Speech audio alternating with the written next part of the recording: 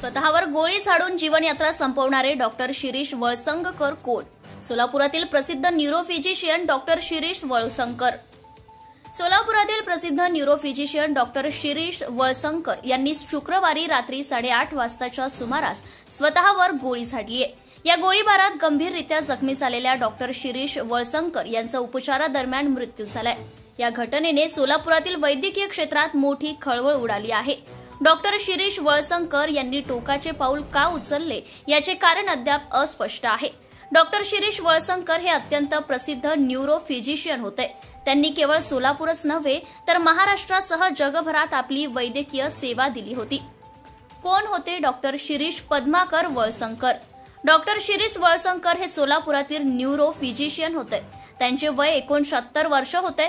त्यांच्या नेतृत्वाखाली SP institute of neuroscience हे अत्याधुनिक सुविधांसह रुग्णालय त्यांनी उभारलं आहे.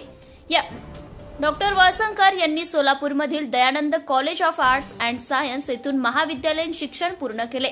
त्यानंतर त्यांनी doctor VM medical college Solapur येथून MBBS MD चे शिक्षण घेतले.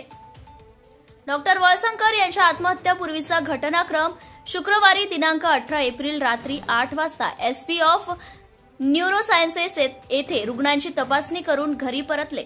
रात्री 8:30 वाजता बेडरूमच्या बाथरूममधून बंदुकीच्या गोळीचा आवाज आला.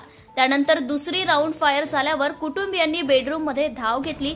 यावेळी डॉक्टर शिरीष वळसंगकर हे रक्ताच्या थारोळ्यात माखलेले दिसले. रात्री 9 वाजता त्यांच्याच रुग्णालयामध्ये डॉक्टर शिरीष वळसंगकर यांना दाखल करण्यात आले. मुलगा डॉक्टर अश्विन आणि सून डॉक्टर सोनाली यांच्यासह 5 तज्ज्ञ डॉक्टरांनी जवळपास पाऊण तास त्यांना वाचवण्याचा प्रयत्न केला. रात्री 10:20 डॉक्टर शिरीष वळसंगकर यांना मृत घोषित करण्यात आले. रात्री 10:30 वाजता पोलीस उपायुक्त विजय कबाडे हे घटनास्थळी दाखल झाले आणि बेडरूम सील केले.